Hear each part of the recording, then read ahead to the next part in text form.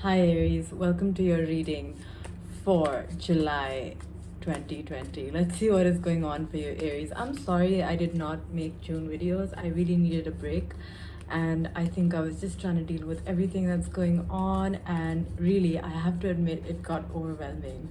And so I'm sorry if there's a background change. It's just how things have changed around in my life. So I hope you're doing okay. I have a new deck. This is the Sun and Moon Tarot. So I'm excited to see what is going on for you and what is coming up for you this July, because it's interesting. You know, today is July 1st, and it's also the day when we're kind of having this. We had this Saturn in Aquarius transit from March 21st all the way to July 1st, and that's today. So now we're going back to Saturn in Capricorn. It's still in retrograde till September, but we're gonna be seeing, a lot of the old themes sort of come back. And it's interesting because this March 21st to July 1st, this is what you need to look at. You need to look at what happened in these 3 months, globally, politically, in your lives. What were the changes that you felt in this transit? Because those are going to be important from December. In the next 2.5 years, you will see those changes manifesting, and the bigger themes have emerged during this transit, and you will see them transforming your life. So let's see what is going on for you, Aries, this month as you reevaluate a lot of things, because we also have Mercury retrograde going on. We come out of it on the 17th of July. So communication's a bit of a miss, right? And everything is just moving a bit slowly, and everyone was expecting July to be a little bit like getting out of things. But I feel like it isn't until August or even September that we actually start to feel like some sense of normalcy returns in our life. Okay, so we have the Queen of Pentacles in the bottom of the deck. Some of you guys are doing so well financially. Look at the card that also just popped out as I was taking out the Queen of Pentacles. That was the Nine of Pentacles, gain. So definitely money is looking good or even better. If it's not good according to what you want it to be, I have to say it's definitely better. You're sitting in a position of maybe knowing your strength, knowing what you want to use, how you want to use it in the world. You have enough to give, you have enough to receive. It's having that space. That's what the Queen of Pentacles for me is about. It's groundedness. She's sitting in this desert, and she's sitting quite chill. There's also an oasis in the back. So this is like knowing somewhere, it's almost like knowing that there's always more. And I don't think of this in the sense of the oasis as an illusion, but her knowing that it, like, I can create that. I can create water where I need it. I can create that abundance where I need it. So I do feel like this April is about restoring that sense for yourself. We have the Ace of Swords in the past, so there has been a new beginning for you in some ways. I feel like the recent past, there could have been a new idea that comes to you, a new way of thinking. Something has definitely changed, Aries. Something big within you. Maybe it's just feeling a certain kind of lightness, that you have been struggling with.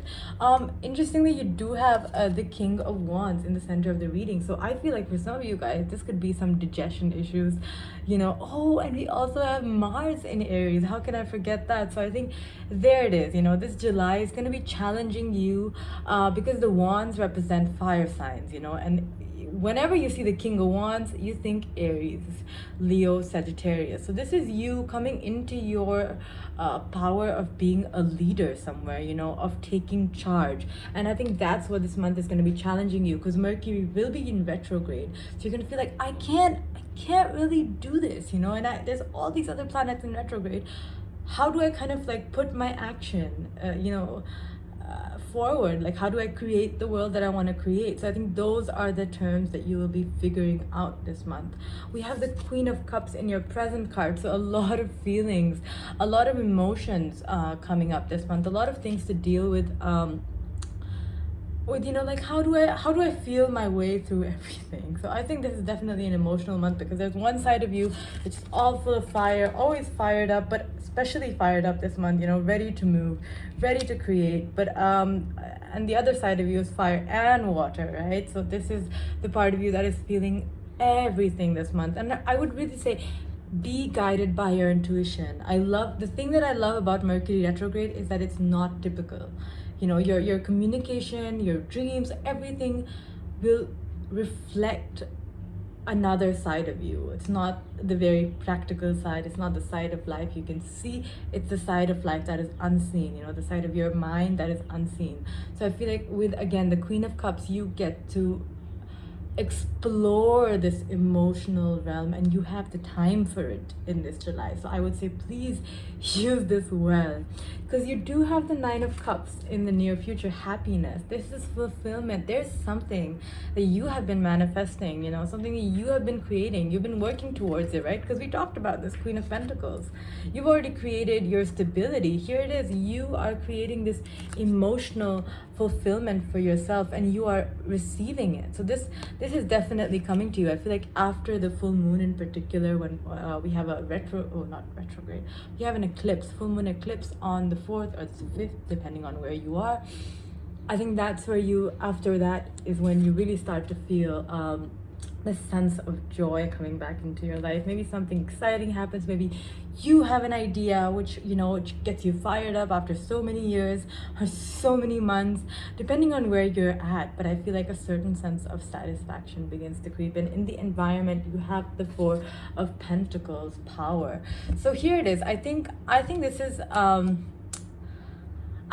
in some ways, again, with this Queen of Pentacles, like knowing your place in the world, and I think things in your environment, people in your environment, either reflecting that back to you, that you have the power and they know that you have the power, or, you feeling like, yeah, okay, I think I got it, like these things that I have. Maybe it's material things, maybe it's the things you've gathered, maybe it's like all the food that you've gathered in these 3 months, and you're like, you know what, I'm actually safe. If I have to isolate myself in my room for the next 3 months, I can do it, or maybe it's some other kind of safety. Yeah, like I have this pillar, I have that pillar. So look at all these pillars that this person has, and I think this is exactly what you have. You have these pillars of safety around. That's what you have been working towards, and that's why this Nine of Cups, that's why this emotional fulfillment and safety, you begin to really feel it. I mean, and look at this is just beautiful, because we've got all these emotional cards going on, and then we get to the cherry of it. This is your advice for the month, is the moon. So stay with your feelings. Go sit on top of that, on top of that crescent moon. Feel your feelings. Again, with the Queen of Cups, this is a rare and wonderful opportunity to understand what is going on in the depths of your mind. Like, what am I really dealing with here? What emotional problems, blockages do I have, and where is my healing missing? Because this is what the moon is about. The moon is about going in and healing your heart. This is about knowing that you've reached a point of the journey where you feel like you've got it, and you feel like, oh my God, I've got everything, I've healed it all. But this is card number 18. So like not so and I think Tower is card number 16. So it's like, but we've just had an emotional breakdown, right? So it's like we've just had an emotional breakdown.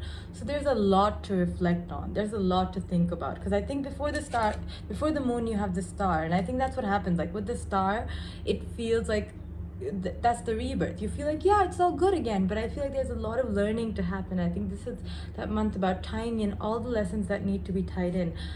So we have the outcome, the Devil, which is facing your fears, facing your fears fiercely. I mean, the more you're able to connect with the moon, the more you're able to connect with your emotions, the more you're able to give them space and let them come out. I think this is the outcome. You're going to be moving towards really seeing your demons and really interacting with them and really understanding them. I think it's very interesting, because in this deck, I won't be able to show you exactly because it's too tiny.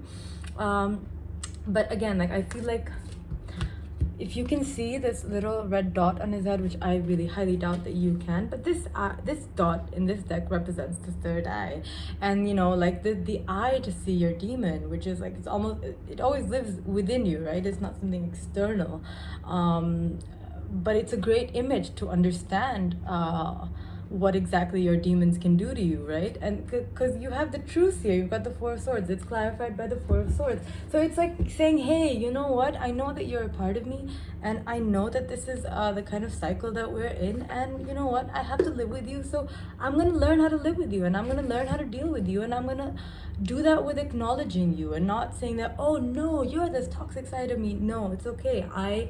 I'm also toxic. That's fine. You know, everybody is toxic, but I'm not saying it's fine to remain toxic. I think now you'll know that you want to work on it, you know? So I think that's where you're moving towards, you know, by acknowledging the devil, by acknowledging the toxicity, you can begin to work on it and see where it's getting in the way of this Mars in Aries. Like, what's holding you back? You know, it's some demons. It's something that, you know, maybe a storyline of I actually don't deserve the best. Wow, we got the Lovers. I really like this. This is Purush and Prakriti. And I got a Sacred Indian Tarot, which is just major arcana. So again, big decisions. This could be decisions about love. This could also be decisions around what gives me emotional ecstasy. So again, emotions are such a big part of this process. Wow, we've got the Death card.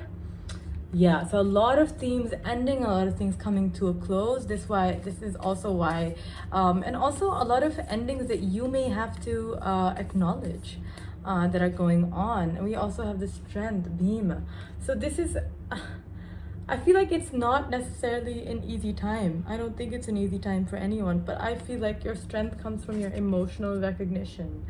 Wow, and I just happened to, yeah. Sorry, I just happened to look at the time when I said emotional recognition. It was 11:11 anyway. So this I find really interesting because I think with this process, with the Lovers, the Death, and the Strength, the choices you make, you know, of what to keep in your life, what needs to go, death, right? The Lovers are choices. The Lovers are lessons that we have integrated, and it's that sense of union with the earth, with the cosmos. And the strength that you derive from putting endings to things that are no longer working for you.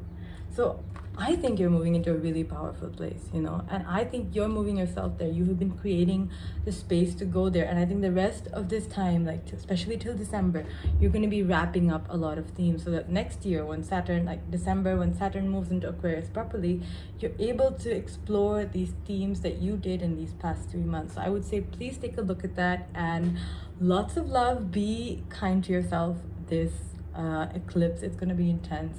And thank you so much for watching. I hope this was helpful. Please subscribe, like, share, and comment. That really encourages me to do the work and to get on and make these videos. So thank you so much. Bye bye.